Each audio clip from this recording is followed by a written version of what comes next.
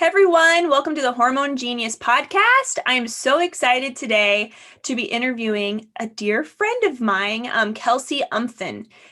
So Teresa does not know Kelsey, so we get to really dig in and get to know a bit about Kelsey and her story. I know about Kelsey's story, which is why I was so excited to invite her to be interviewed. And it's a story that I think a lot of women experience. And I think Kelsey's strength in this story is her ability to explain it, but also her ability to just be very encouraging, to take that role of empowerment, to be empowered to understand your body. So Kelsey and I know each other. I'm going to actually let her introduce herself here real quick. Our story on how our paths crossed is very funny and cool. So I'm going to let her just start. Kelsey, do you want to introduce the world? Who are you, Kelsey? And how do we know each other? Yes. Hello, world. Thanks for inviting me to be on this podcast. Super exciting opportunity. So as Jamie said, my name is Kelsey Umthun. I live in Cedar Falls, Iowa. I have two older siblings, so I'm the youngest in my family. I have a niece and three nephews, so I like to think that I'm a cool aunt. I have a lot of fun with that. And I went to the University of Northern Iowa, and I graduated in 2016 and started working at a local nonprofit, the Job Foundation, here in the Cedar Valley, and teaching financial literacy to low-income students. So I've been there for 4 years, ever since I graduated from college. And yeah, like Jamie said, I've had a passion for women's health for a long time now, just through my own personal experience and my story, and learning more through Jamie and Guiding Star. It's really been empowering and a learning experience that I want everyone to hear about. So thanks again for the invite. Yeah.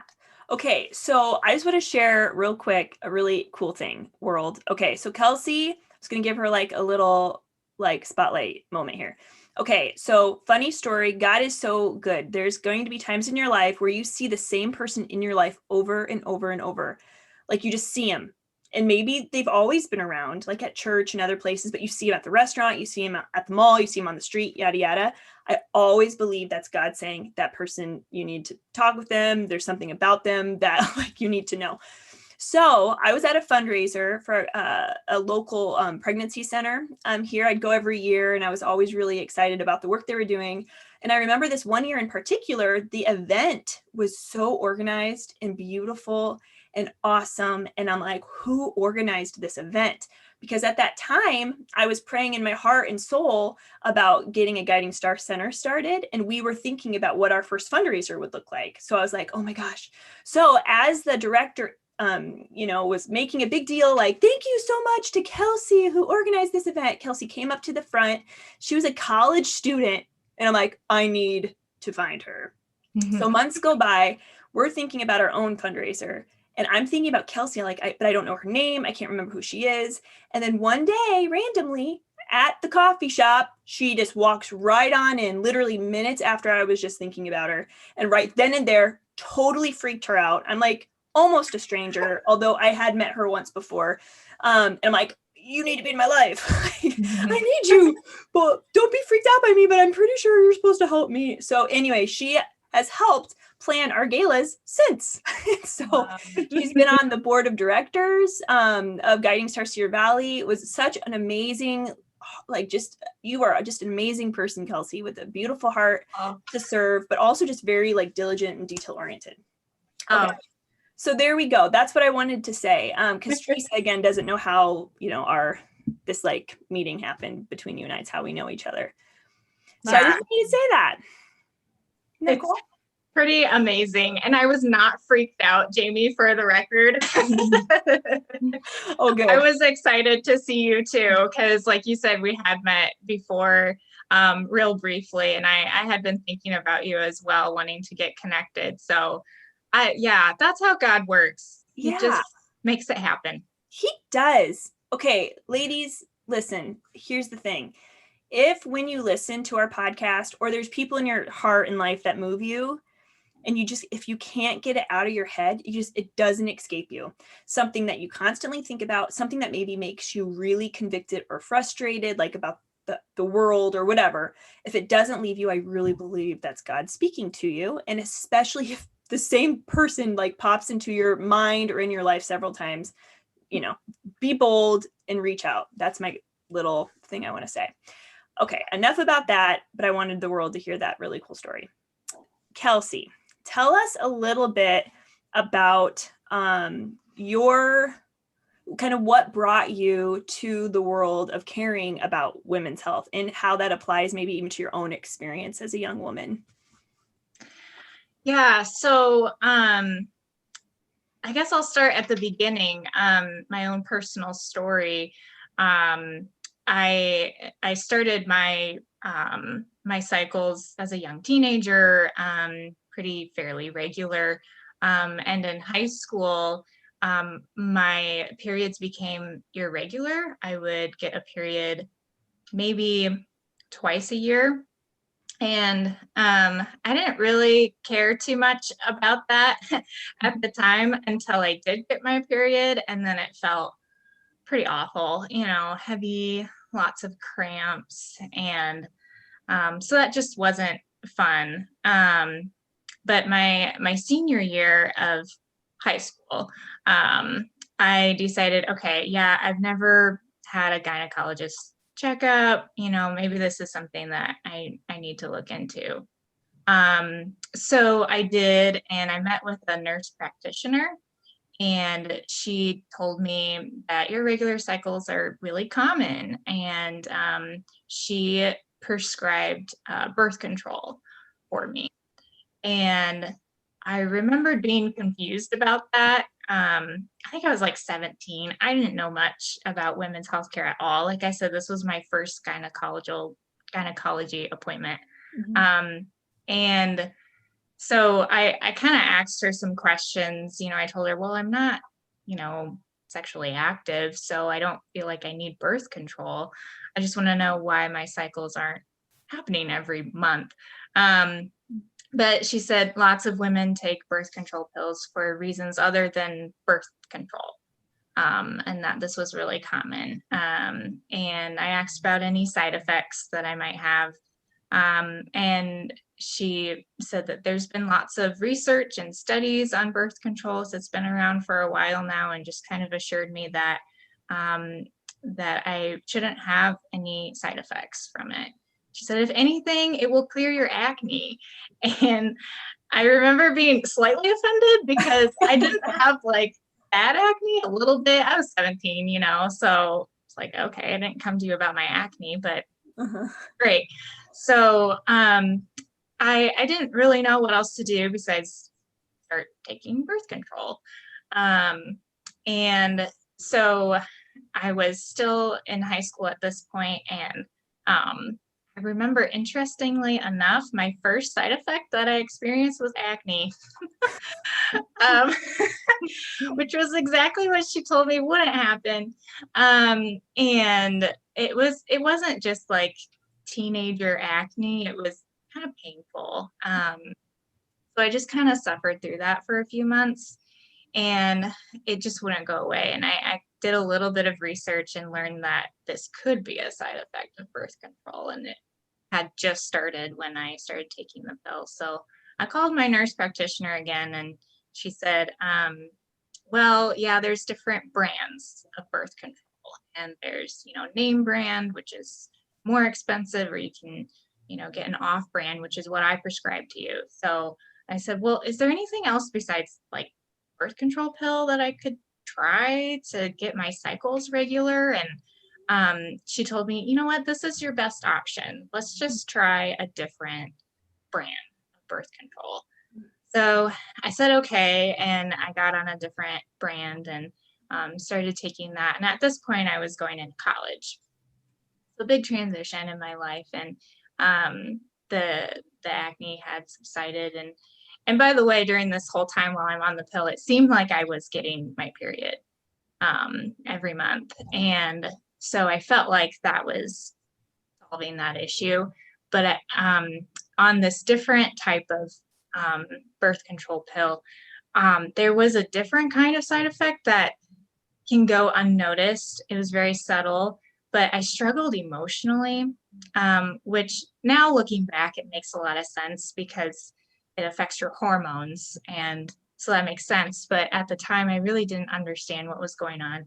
I had highs and lows, but my lows were really low. And as a college student, going through a lot of transition and trying to make new friends and just lots of changes, then this added layer of emotional stress was really difficult. So anyway, so I think I was on the pill for a couple of years, about 2 years. And then I became really passionate as a college student about the ProLife movement. So I joined our campus's Right to Life group, became very active in that. I volunteered at our local pregnancy center and just started through those avenues learning about women's health. And I met a friend in college who shared with me her similar experience that she had. She also struggled with irregular cycles.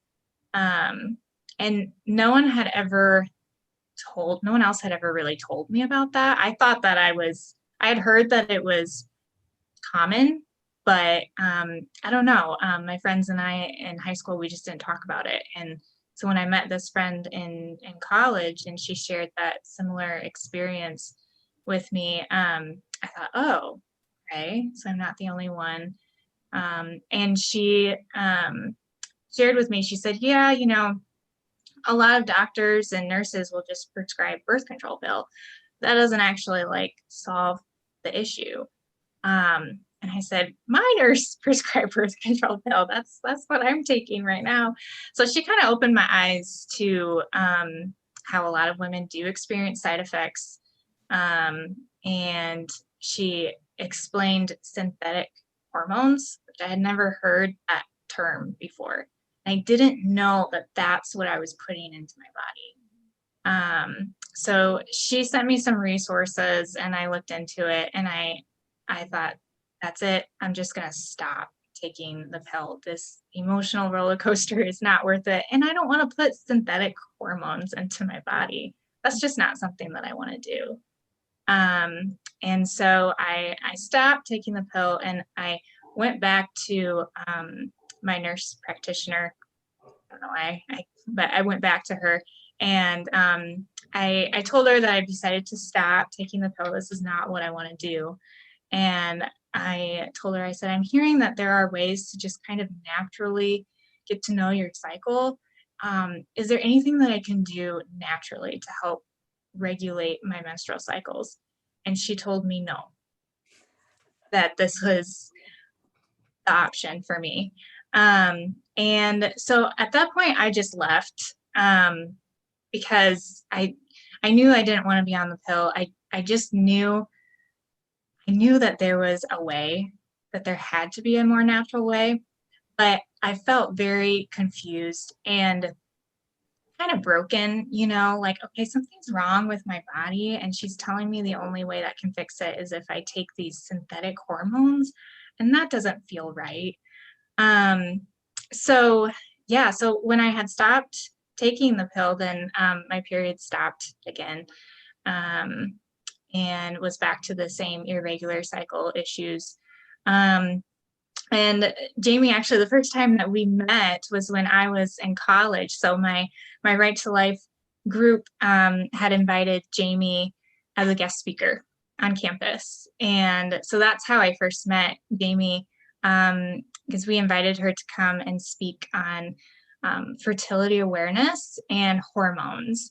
And I had never really heard of these terms very often anyway. And so I was really interested. And Jamie, when you gave your presentation, my mind was blown. I mean, I had never learned about the cycle that women have and how it works, our hormones work together. That was something that I was never taught in school, or nobody ever told me about that. And I thought it was amazing and beautiful too. I thought, wow, my body is a lot more beautiful than what I thought. I mean, this is just incredible how this works. So anyway, that's how we first met. And I just thought your presentation was amazing, Jamie, and I learned so much. So yeah, and fast forward, as Jamie said, we ran into each other. God placed us together in that coffee shop, which was really awesome. And I got involved in Guiding Star and started meeting with Jamie to chart my cycles. I opened up to Jamie and told her what I was going through. Was still trying to find a way to figure out what was going on with my irregular cycles. So started learning more about how that works. And we use the Creighton method. And so I started charting, and kind of crazy, the first month that I started charting, I got my period. And and we thought, wow, this is interesting. And Jamie had told me something about omega-3s and how that's hard to get in your daily diet, So, you had told me to try eating avocados and flaxseed, chia seeds, fish, things like that are high in omega-3s. And I thought, I've never had an avocado before.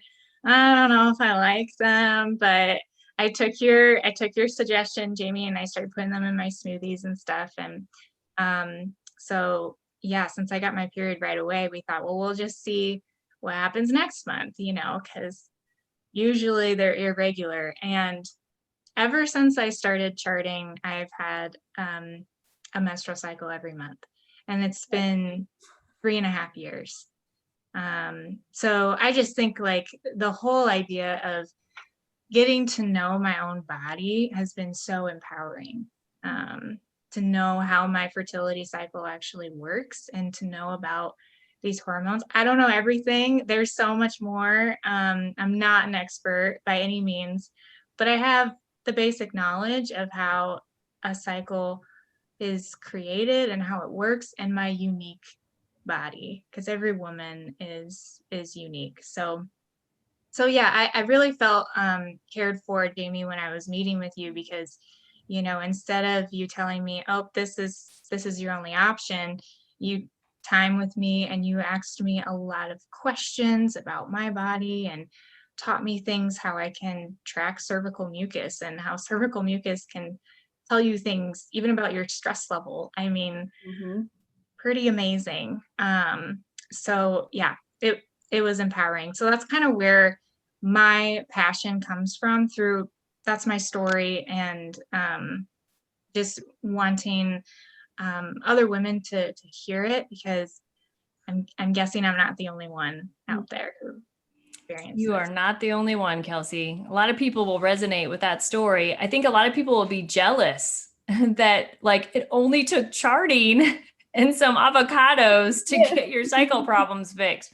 I'm like, man, I'd take that any day for a patient. So that's pretty incredible. It's almost like your body was like, you're giving yourself permission to know yourself. And I don't know, like it unleashed something in you in a positive way. But that's super cool that you were able to give yourself those essential fatty acids, which are the building blocks of hormones. Basically, we know that. And it must have been a very missing nutrient in your diet, and that simple fix was able to help. And I kind of been curious what that nurse practitioner would say, hearing that story, and then, hearing that your cycles became regular and that you didn't need birth control for that. So yes, that's a beautiful story, Kelsey. And I'm really happy that you were able to find the unique feminine design that God has given you. And I think it's awesome too. Like every time we would meet, I'd be like, okay, Kels, like, what's your avocado intake? Yeah, it's true. It's like one of her favorite things. Like, yes, it is now. I've grown to really like them. At first I thought they were kind of weird, they're green and I don't know, texture is kind of weird. Yeah. Totally agree. I did not eat avocados as a child, nor in college. I don't think I had my first probably till out of college as well. So now I love them, but it is something you kind of have to like, I don't know, get used to, like a lot of things like coffee or beer or whatever it is. It's like, I'm not sure I like this at first. Yeah. And now they're kind of a fad, right? Like people have avocado t-shirts and pajamas and earrings and they're in style. Oh my gosh, Teresa, instead of the like microphone for our logo, we could have just done the avocado. Yeah. Hilarious. Yeah. Oh my, great idea. Kelsey, so as a young woman, so you graduated college, 4 years ago. What was it like being this pro-life woman, still seeking and trying to understand, your body, your hormones, all that. But what was it like being at a university in regards to your belief and the dignity of life? What was that like on campus? Yeah, that's a good question. It was definitely an experience that put me out of my comfort zone because I'm always more so the type of person who doesn't like to rock the boat. I don't like conflict. And in being involved in a right to life group or a pro-life group, there are people who disagree with you and very openly disagree with you. And so it taught me a lot about how to have conversations with people. I learned about apologetics. So like a debate, but more so just asking questions and trying to understand, okay, what is this that this person is thinking? Why are they thinking it this way? And so it was tough because it felt like we were kind of in the minority. But I think a lot of people don't like to speak out about it. And so I don't know if we really were in the minority there. But the voices on the pro-choice side of campus they seemed louder, which was hard. So we were able to bring in speakers to chalk on sidewalks, to hold apologetics on campus and just have conversations with people. So there are some really hard times. And then there were also some really just sweet moments too, like just random people that I would meet, random students on campus that I would meet because they knew who I was and what we were doing. And one young woman came up to me and said, "Thank you for what you're doing. I was conceived in rape, and everyone told my mom, that they wouldn't judge her if she had an abortion. But I'm so glad that my mom chose life for me. And it was hard for her, but she raised me." And man, moments like that, it reminds me of the important work that we're doing. And it's not for people, it's for the Lord, because these are God's children, and the most vulnerable state is in the womb. And also learning, when I was volunteering at a pregnancy center, meeting women in that moment of crisis and understanding why this is a crisis moment for women, and how to talk to women and pray for them in that time, that really hard time. And then also women who are struggling because of a past abortion. And how can we provide resources for them and support them and be there for them?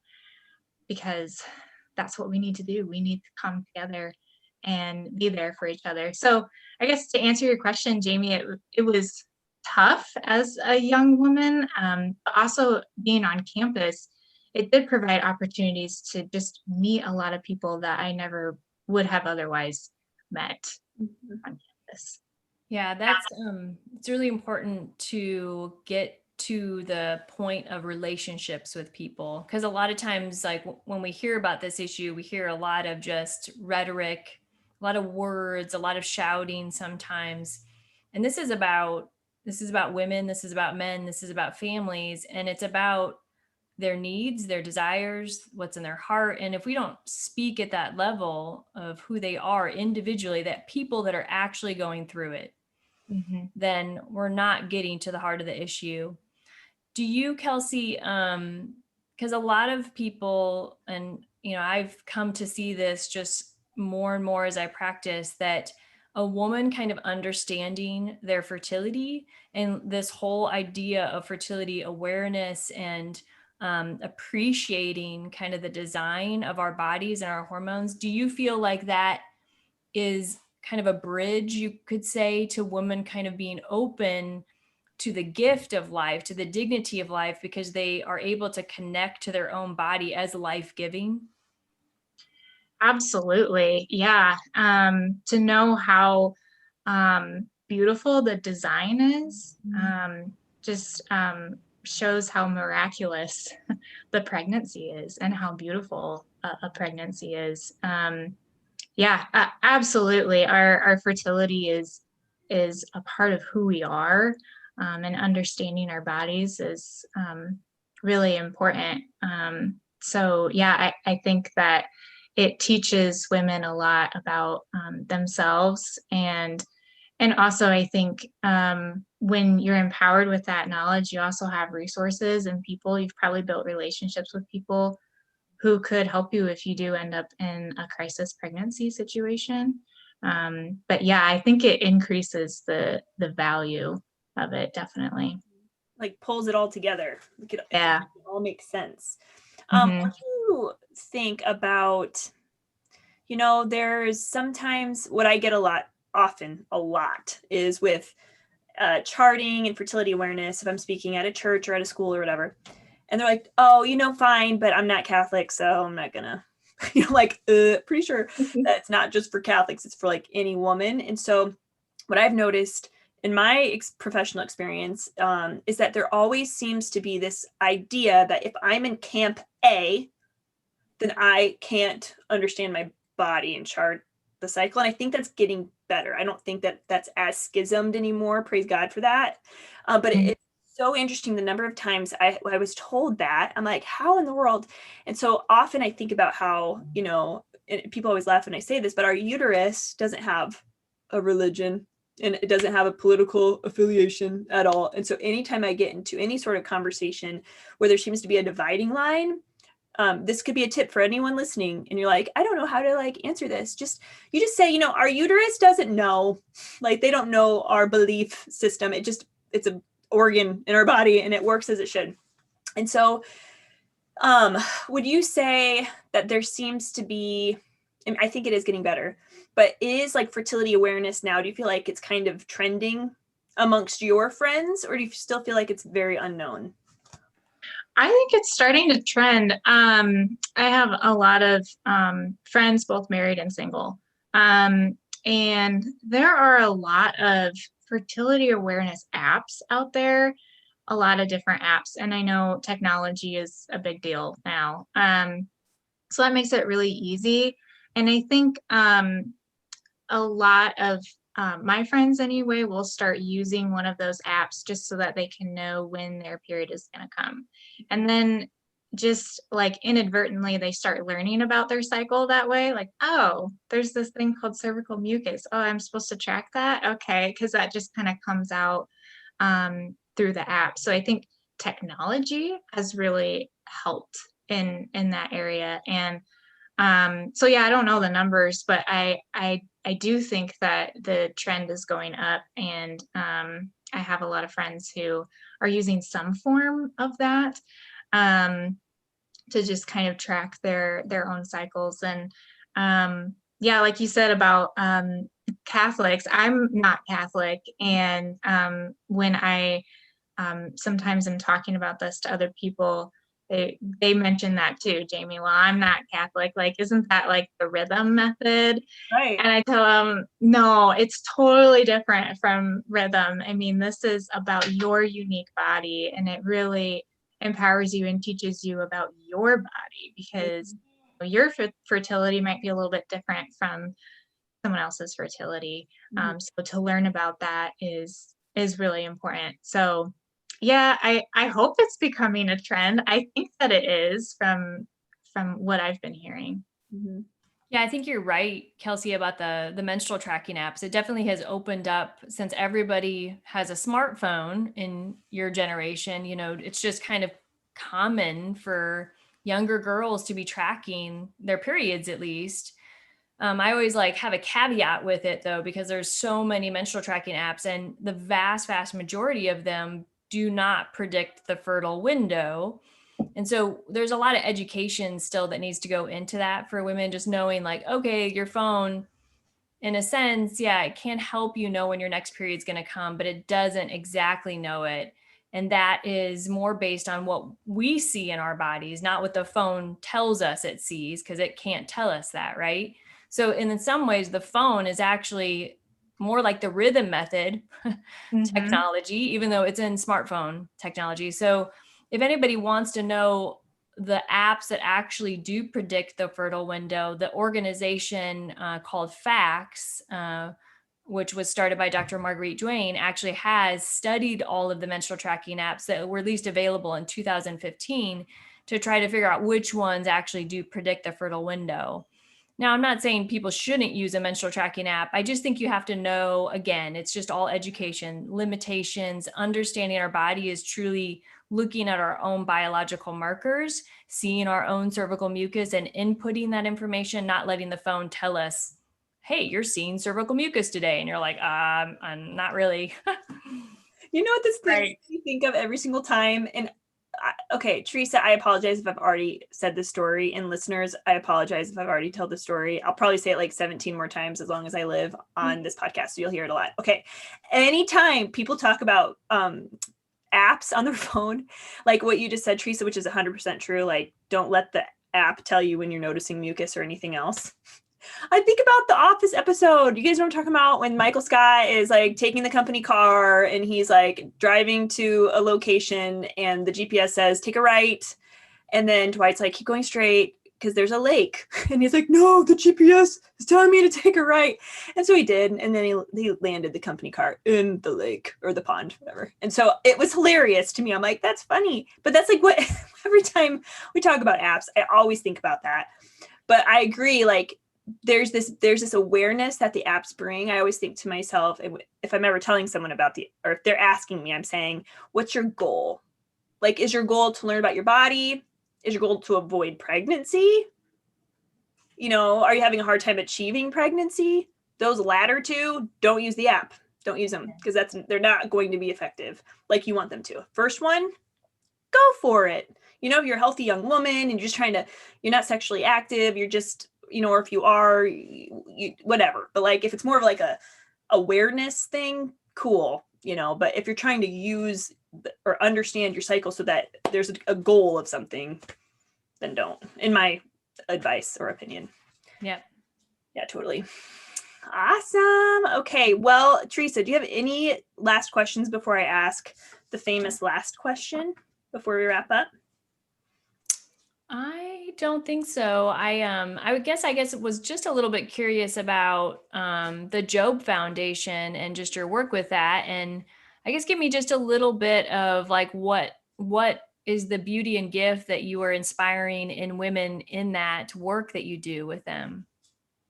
Yeah, so the Job Foundation is a local nonprofit, and we work with kids, kindergarten through 12th grade, and they're all low-income kids in our program.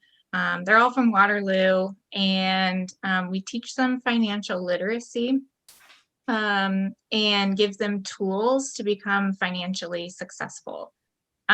So while, yeah, I work with women and girls, I don't directly work with them only. I work with boys too. And so there have been times where, you know, I build relationships with families, and you know, sometimes families will open up to me if they have a teenage girl. And you know, their teenage girl is starting their menstrual cycle, and you know, oh boy, here we go. And you know, I kind of start that conversation with them and see if they're open to it. So I like to just share this whenever I can, when I have a relationship with someone, whether that's a friend or through my job or family. But yeah, that's what we do at the Job Foundation. I love working there. It's a great organization. That's beautiful. All right, Jamie, I'm ready for the last question. All right, Kelsey, what do you wish every young woman knew about her hormone genius?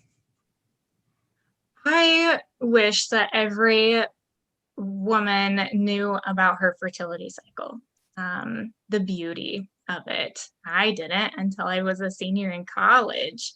And so I just think, man, if I had this knowledge when I was 13, my life would have looked different. But for any woman to have this knowledge about her fertility cycle, that's what I would say. Awesome, Kels. And then would you say that would also be your call to action for our listeners? Yeah.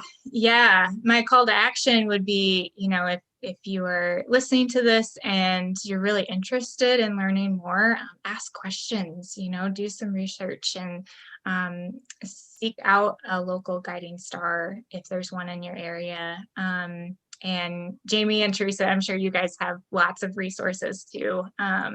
So to seek out resources because the information is there. Kelsey, Thank you, Kelsey. Yes, thank you so much. I had so much fun today. All right.